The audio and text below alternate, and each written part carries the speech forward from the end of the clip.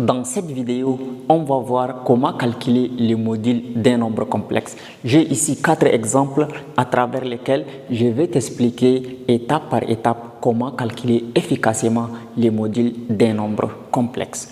Alors, c'est quoi un nombre complexe? Un nombre complexe, c'est tout nombre qui s'écrit de la forme z est égal à a plus ib.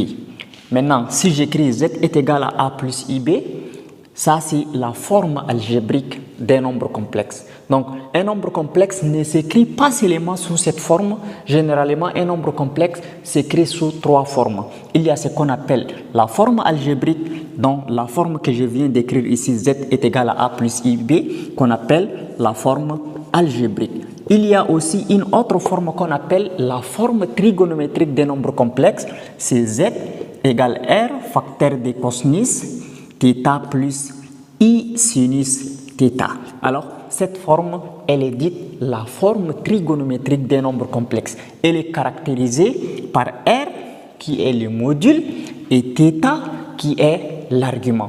Nous avons encore une autre forme qu'on appelle la forme exponentielle d'un nombre complexe. Donc, la forme exponentielle s'écrit Z est égal R exponentielle de Iθ. Donc, R, c'est le module de ce nombre complexe et θ, c'est l'argument de notre nombre complexe. Maintenant que nous savons quelles sont les formes possibles qu'on peut mettre un nombre complexe dessus, nous allons voir comment calculer les modules de ces exemples qui sont ici. La première des choses que nous devrons connaître pour calculer les modules des nombres complexes, c'est de savoir identifier quelle est la partie réelle d'un nombre complexe et quelle est aussi la partie imaginaire d'un nombre complexe. Alors, si j'écris un nombre complexe z égale 3 moins 2i, donc la partie où il n'y a pas le i collé avec les nombres, cette partie-là, elle est dite partie réelle de notre nombre complexe et elle est notée RE de z, c'est-à-dire la partie réelle de z. Donc, dans cet exemple, la partie réelle de z est égale à 3. Bien, quand on me demande maintenant quelle est la partie imaginaire des nombres complexes, c'est la partie dont il y a i qui est collé avec les nombres. Donc, ici, la partie imaginaire, on peut écrire im. Donc, im de z est égal à combien? Moins 2. On ne peut pas dire que c'est égal à moins 2i. Donc, c'est la première des choses que vous avez besoin de connaître. Si j'écris z est égal à 4i, alors quelle est la partie réelle et quelle est la partie imaginaire? Donc, la partie réelle, on a dit que c'est la partie où il n'y a pas les i collés avec les nombres. Mais ici, il n'y a pas un i collé avec les nombres. Donc, c'est-à-dire il n'y a pas un nombre simple qui n'a pas i. Donc, c'est-à-dire la partie réelle de z est égale à 0 et la partie imaginaire de z, c'est 4. Comme ça, donc on dit la partie réelle c'est 0 et la partie imaginaire c'est 4. Maintenant, comme la partie réelle de ce nombre complexe est égale à 0, on peut dire que ce nombre complexe-là est un nombre imaginaire pur. C'est un nombre complexe imaginaire pur parce qu'il n'y a pas la partie réelle. Mais si la partie imaginaire n'existe pas, on trouve par exemple z égale à moins 6. Donc ici, c'est une partie réelle. Donc on peut dire que c'est un nombre complexe réel. Mais on ne peut pas dire que c'est un réel pur. On peut dire imaginaire pur, mais réel seulement, pas réel pur. Donc la première chose, je disais, c'est de savoir identifier la partie réelle de notre nombre complexe et la partie imaginaire aussi de notre nombre complexe. La deuxième des choses que vous avez besoin de connaître pour calculer efficacement les modules des nombres complexes, c'est la formule de calcul des nombres complexes. Alors, nous avons 2 formules et qu'il est à vous de choisir quelle est la plus simple pour vous afin de l'utiliser pour calculer les modules. Donc, ici, la première formule de calcul des modules, on peut dire module de z, donc c'est valeur absolue de z, c'est ça qui est le module. Et sachez bien que le module d'un nombre complexe est toujours positif. Il n'y a pas un module négatif. Donc, module de z est égal à la racine carrée de a au carré plus b au carré. Donc, quand on dit module de z est égal à racine carrée de a au carré plus b au carré, a c'est la partie réelle de notre nombre complexe et b c'est la partie imaginaire de notre nombre complexe. Donc, si vous pouvez utiliser cette formule pour calculer les modules d'un nombre complexe, tant mieux, vous n'avez pas besoin de connaître l'autre formule. Si vous n'aimez pas vraiment utiliser cette formule, il y a une autre formule de calcul des modules des nombres complexes et le module de z est égal à la racine carrée de z fois z bar. Donc, cette formule-là revient toujours à dire la même chose. Maintenant, ici, z fois z bar, vous savez que z bar, c'est le conjugué de z. C'est-à-dire, si on a z est égal à 1 moins i, on me demande quel est le conjugué de z. Donc, c'est z bar qui donne 1 moins i, les tout bar. Et là, quand on nous demande le conjugué de z, il suffit juste de changer le signe de la partie imaginaire. Donc, c'est-à-dire z bar, c'est égal à 1 plus i. Et là, on a déjà trouvé z bar et nous avons z. Donc, le module de z est égal à z fois z bar et vous pouvez trouver la même réponse. Maintenant, passons dans le vif du sujet. On va voir comment calculer les modules des nombres complexes. Mais n'oublie pas de liker la vidéo et de t'abonner. Bien. Premier exemple. Nous avons z1 est égal à 3 plus 4i. Donc, on nous demande de calculer les modules. Donc, qu'est-ce qu'il faut faire? On va directement dire le module de z1 est égal module de 3 plus 4i. C'est-à-dire, vous avez d'abord besoin de mettre votre 3 plus 4i là aussi en valeur absolue. Et par la suite, vous pouvez choisir de poser la formule tout comme n'est pas posé aussi la formule, ça dépend de vous. Dans les deux cas, c'est correct. Donc, ici, je vais directement dire que module de z1 est égal à la racine carrée. On a dit que la formule, c'est racine carrée de a au carré plus b au carré. Donc, a c'est le 3. Donc, je prends 3 au carré plus b au carré. Le b, c'est le 4. Attention, ne prenez pas les i avec les 4, sinon vous allez fausser la réponse. Donc, on prend cet élément b. On n'a pas dit ib au carré. B, c'est l'élément, donc c'est le 4 que j'élève au carré. Bien, maintenant, on trouve z1 est égal à racine carrée de 3 au carré. Donc, 3 au carré, ça fait 9 plus 4 au carré, ça nous donne 16. Et là, donc le module de z1 égale à racine carrée de 9 plus 16, ça nous donne 25. Donc, module de z1 est égal à racine carrée de 25. Et vous savez que racine carrée de 25 est égal à 5. Et étant en terminale, on n'a pas besoin de montrer comment est-ce que la racine carrée de 25 égale à 5. Bien. Voilà, nous avons calculé le module de notre nombre complexe z1 égale 3 plus 4i. Maintenant, passons au calcul des modules de z2. Bien, je vais directement effacer ici.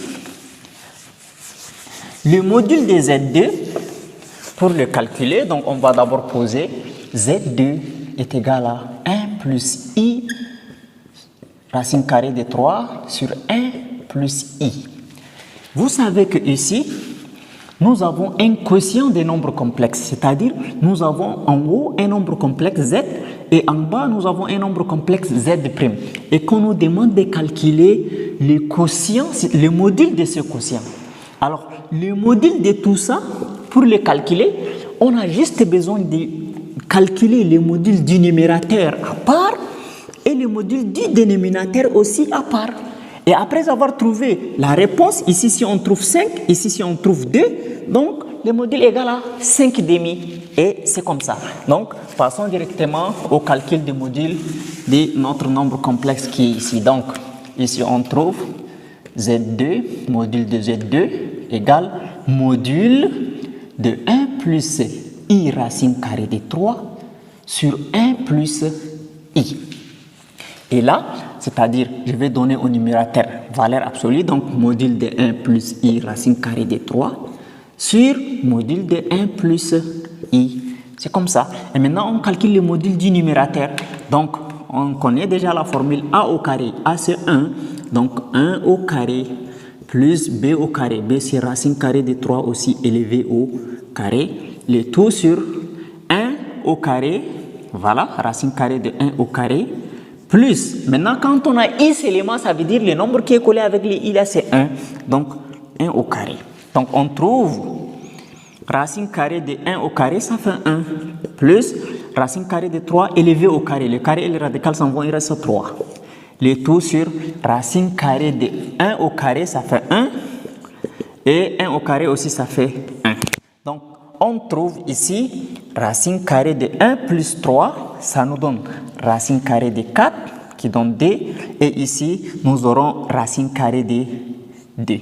Pour ne pas être long dans le calcul, ici, je vais utiliser une astuce, racine carrée de 4. Je peux écrire racine carrée de 4 est égal à racine carrée de 2 fois racine carrée de 2, le tout sur racine carrée de 2. Et là, je simplifie racine carrée de 2, racine carrée de 2. Il reste racine carrée de 2. Donc, c'est-à-dire le module de notre nombre complexe Z2, c'est égal racine carrée de 2. Et voilà, on a calculé le module du deuxième nombre complexe. Maintenant, passons au calcul des modules du troisième nombre complexe. Bien, je vais effacer ici. Donc, le troisième nombre complexe, c'est Z3. Z3 égale 1 plus I tangente θ sur 1 moins I tangente θ. Bien, c'est pareil que Z2. Donc, c'est-à-dire au numérateur, c'est un autre nombre complexe et au dénominateur aussi, c'est un autre nombre complexe. Et là, module de Z3 est égal module de 1 plus I tangente θ sur 1 moins I tangente θ. Alors, donc on donne module au numérateur à part, c'est-à-dire on trouve 1 module de 1 plus I tangente θ sur module de 1 moins I tangente θ. Eh bien, en haut, c'est le numérateur. Donc, la partie réelle ici, c'est le 1. La partie imaginaire, c'est la partie qui est collée avec le i. C'est tangente θ. Donc, tangente θ qui est la partie imaginaire. Et la partie réelle, c'est 1. Donc, racine carrée de 1 élevé au carré, n'est-ce pas? Plus tangente θ aussi, voilà. Plus tangente θ aussi élevé au carré. Le tout sur... Voilà, ici nous avons racine carrée de 1 élevé au carré plus tangente θ aussi élevé au carré. Ok, donc ici c'est moins tangente θ, pardon, parce qu'il y a le i, donc la partie collée avec le i c'est moins tangente θ. Donc plus moins tangente θ élevé au carré. Et là, on va avoir module de Z3 égale. Bon, donc ici, racine carrée, 1 élevé au carré, ça nous donne 1, plus tangente θ, le tout au carré, ça nous donne tangente carré de θ. Le tout sur racine carrée, maintenant 1 au carré c'est 1, moins tangente carré, le tout élevé au carré, ça nous donne aussi tangente carré de θ. Bien. Alors ici, vous savez que les numérateurs et les dénominateurs sont les mêmes, donc il suffit de simplifier. Donc, c'est-à-dire, module de Z3 est égal à 1. Voilà. Et vous savez qu'il y a une relation 1 plus tangente carré de θ nous donne 1 sur cosinus carré de θ. Même si on fait comme ça, on va toujours trouver la réponse est égale à 1, il n'y a pas de problème. Alors, le module de Z3, c'est égal à 1. Maintenant, passons au calcul des modules de Z4. Bien.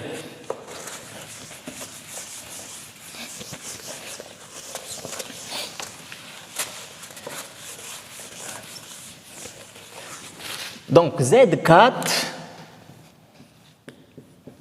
égale 1 plus cosinus de θ plus I sinus de θ.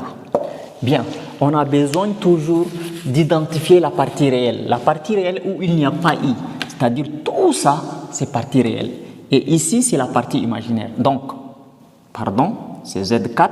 Donc, module de Z4 est égal module de 1 plus cosinus de θ plus i sinus de θ.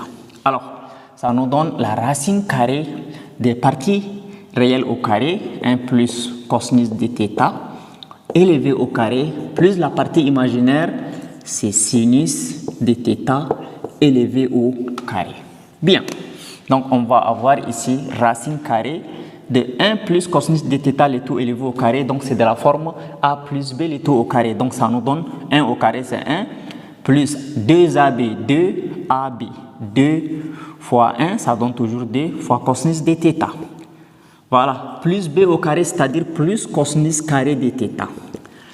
Plus, ici, sinus θ le tout au carré, ça nous donne sinus carré de θ également. Et là, vous savez que cos carré de θ plus sinus carré de θ est égal à 1 en trigonométrie. Donc, on trouve 1 plus 2 cosinus de θ plus ici 1. Alors, on va avoir ici 1 plus 1, ça nous donne 2 plus 2 cosinus de θ. Alors, on peut s'arrêter ici pour dire que le module de Z4 est égal à racine carrée de 2 plus 2 cosinus de θ, ou bien vous pouvez mettre aussi 2 en facteur, il n'y a pas de souci. Ainsi, nous sommes arrivés à la fin de notre vidéo. N'oubliez pas de vous abonner et de partager également la vidéo. Merci.